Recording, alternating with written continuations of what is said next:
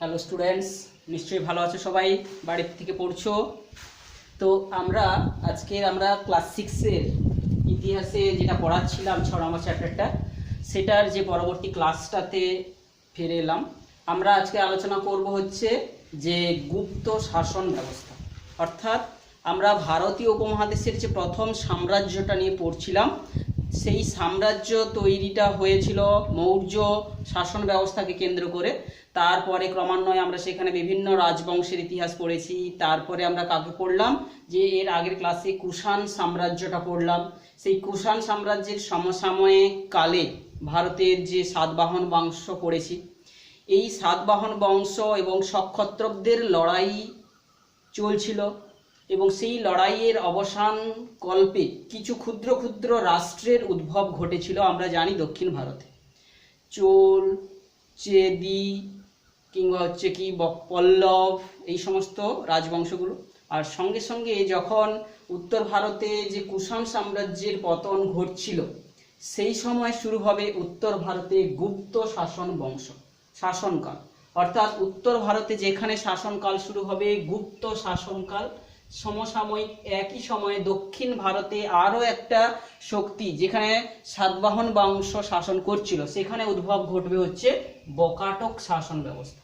তো আজকের ক্লাসে আমরা ভারতের যে উত্তর ভারত অংশে যে গুপ্ত শাসন ব্যবস্থাটার বিস্তার লাভ ঘটেছিল এবং সেই গুপ্ত সাম্রাজ্যের বিভিন্ন শাসকরা যারা ক্রমান্বয়ে রাজত্ব করেছেন, তাদের শাসনকালটা নিয়ে আজকে আমাদের এই আলোচনা। তো আমরা চলে আসছি গুপ্ত শাসনকালে। তো আমরা জানি গুপ্ত শাসনকালটার সময়কাল কত হবে। নিশ্চয়ই যে কুষাণ সাম্রাজ্যের পতনের পরে পরে কুষাণ সাম্রাজ্য প্রায় পতন হয়ে গেছিল 262 খ্রিস্টাব্দ নাগাদ। এর পরবর্তী সময়ে কিছু উত্থান পতন ঘটছিল। সেই উত্থান পতনের সময়ের মধ্যে কিন্তু যে 315 খ্রিস্টাব্দে শ্রীগুপ্তের হাত ধরেই কিন্তু যে গুপ্ত শাসনের প্রতিষ্ঠা ঘটবে হচ্ছে যে উত্তর ভারতে। এদের রাজধানীটা কি থাকবে সঠিক করে জানা না গেলেও আমাদের এলাহাবাদ সম্ভবত হবেই হচ্ছে কি গুপ্ত শাসকের সম্রাটদের বিভিন্ন যে রাজধানীটা হবে কিন্তু এলাহাবাদ সম্ভবত। তো আমরা সঠিকভাবে বইটাতে পড়তে বলবো তোমাদেরকেও। তো প্রথম গুপ্ত শাসক হবেন কিন্তু শ্রীগুপ্ত, যিনি মহারাজা উপাধি নিয়ে কিন্তু সিংহাসনে আরোহণ করবেন। তো এই গুপ্ত শাসন কালটা আমরা জেনে নিচ্ছি 315 খ্রিস্টাব্দ থেকে শুরু করে 468 খ্রিস্টাব্দ পর্যন্ত। তো আমরা রাজাগুলোর নাম আগে জেনে নিচ্ছি। প্রথমে শ্রীগুপ্তর শাসনকাল থাকবে, তারপরে থাকবে প্রথম চন্দ্রগুপ্তের শাসনকাল। প্রথম চন্দ্রগুপ্ত যিনি শাসন করবেন 319 থেকে 20 খ্রিস্টাব্দের সময়ের কালে। তো শ্রীগুপ্ত যেখানে শাসন করবে সর্বপ্রথম, তারপরে আসবেন চন্দ্রগুপ্ত, প্রথম চন্দ্রগুপ্ত। তো আমাদেরকে খেয়াল রাখতে হবে যে মৌর্য শাসনকালেও প্রথম শাসক ছিল চন্দ্রগুপ্ত মৌর্য। তো এক্ষেত্রে শুধু হবে প্রথম চন্দ্রগুপ্ত, যিনি 319 অথবা 300 মতান্তরে 320 খ্রিস্টাব্দ থেকে 335 খ্রিস্টাব্দ পর্যন্ত তিনি সিংহাসনে থাকবেন। তো তার যে রাজধানীটাও কি হবে আমরা এটা পরে বলছি। তো তিনি কিন্তু এই তার সময়কাল থেকে সম্ভবত 320 সাল থেকেই তার শাসনের গুপ্তাব্দের গণনাটা শুরু হবে। 320 খ্রিস্টাব্দ থেকে গুপ্তাব্দের গণনাটা শুরু হবে এবং তিনি মহারাজাধিরাজ উপাধি ধারণ করবেন। তো তার সময় সাম্রাজ্য যথারীতির আয়তন বৃদ্ধি পেতে থাকবে। তো আমরা এগুলো তো একজন সম্রাট যখন সিংহাসনে বসেন তো তার কাজগুলোই হতে থাকে এই রকম, এই যে সাম্রাজ্যের বিস্তার করবেন। তো যথারীতি তিনি সাম্রাজ্যের বিস্তারও করেছেন। তারপরে প্রথম চন্দ্রগুপ্তের পর তার সন্তান সমুদ্রগুপ্ত সিংহাসনে বসবেন। ইনি হচ্ছেন কিন্তু গুপ্ত শাসনকালের মধ্যে সবচেয়ে শ্রেষ্ঠ রাজা হবেন সমুদ্রগুপ্ত। তার সময় কিন্তু যে তার গুপ্ত সাম্রাজ্যের সাম্রাজ্যটা কিন্তু বিশাল আকার ধারণ করবে এবং তিনি সুদক্ষভাবে কিন্তু সাম্রাজ্য বিস্তার নীতিটা নিয়েছিলেন। সেই জন্য তাকে কিন্তু ঐতিহাসিক স্মিথ তাকে কিন্তু ভারতের নেপোলিয়ানও উল্লেখ করেছেন।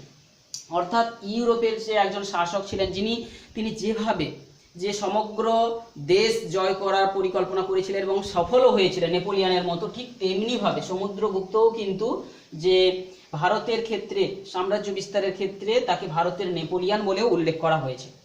তার রাজধানীও থাকবে হচ্ছে এলাহাবাদ সম্ভবত।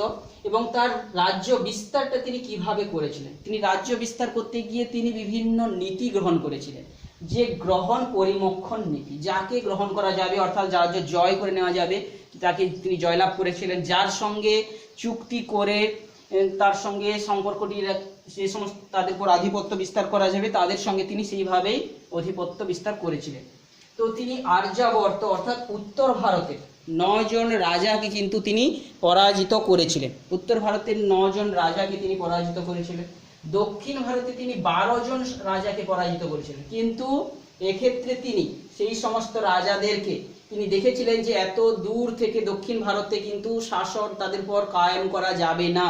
সেই জন্য তিনি কি করেছিলেন, যে সেই সমস্ত রাজাদেরকে যে তাদের রাজ্য ফিরিয়ে দিয়েছিলেন, দিয়ে কি করেছিলেন যে তার বিনিময়ে তাদেরকে কর দেওয়ার বিনিময়ে ফিরিয়ে দিয়েছিলেন। তাদেরকে করদ রাজ্য বলা হতো, অর্থাৎ তাদেরকে কর দেওয়ার দানের প্রতিশ্রুতির বিনিময়ে তাদেরকে ফিরিয়ে দিয়েছিলেন। এছাড়া কি তিনি বিভিন্ন যে অরণ্য রাজ্যগুলো ছিল তাদের উপরও কিন্তু আধিপত্য বিস্তার করতে পেরেছিলেন। আটবিক রাজ্যগুলোর উপর কিন্তু তিনি আধিপত্য বিস্তার করেছিলেন। এবং তার এই যে রাজ্য বিজয়ের কথা কিন্তু আমরা হরিসেন, তার যে সভাকবি ছিলেন হরিসেন, হরিসেনের লেখা যে এলাহাবাদ প্রশস্তি পাই, সেখান থেকে কিন্তু আমরা সেই তার রাজ্য বিজয়ের যে কাহিনীগুলো পেয়ে থাকি। এটা গদ্য এবং পদ্য উভয়ের মিশ্রণে সংস্কৃত এবং ব্রাহ্মী লিপিতে কিন্তু এইগুলো লেখা হয়েছিল। তো এইটা হচ্ছে এলাহাবাদ প্রশস্তি। তো এইটা হচ্ছে সমুদ্রগুপ্তের শাসন ব্যবস্থা এবং তার সময় ঘটে থাকা গুরুত্বপূর্ণ কথাগুলো। এরপরে চলে আসছি গুপ্ত সম্রাট যিনি হবেন যে দ্বিতীয় চন্দ্রগুপ্ত, যিনি সিংহাসনে আরোহণ করবেন এবং আরোহণ করার পর তিনি কিন্তু যে বিক্রম আদিত্য উপাধি ধারণ করবেন। এবং তিনি কি করবেন, তার সময় এই যে শক যারা পশ্চিম ভারতের তখন রাজত্ব করছিল তাদেরকে সরিয়ে দিয়ে পরাজিত করবেন, শকদেরকে পরাজিত করবেন এবং তাদের অধিকার করে নেবেন। সেই জন্য তাকে তিনি কিন্তু শকারী উপাধিটা গ্রহণ করবেন। অর্থাৎ তিনি দুটো উপাধি নিয়েছিলেন, একটা হচ্ছে বিক্রমাদিত্য উপাধি সিংহাসনে আরোহণ করার সময়, আর শকদের তিনি যখন পরাজিত করেছিলেন তিনি শকারী উপাধিটা গ্রহণ করলেন। এরপরে চলে আসবো আমরা তার যে ক্রিয়াকলাপ।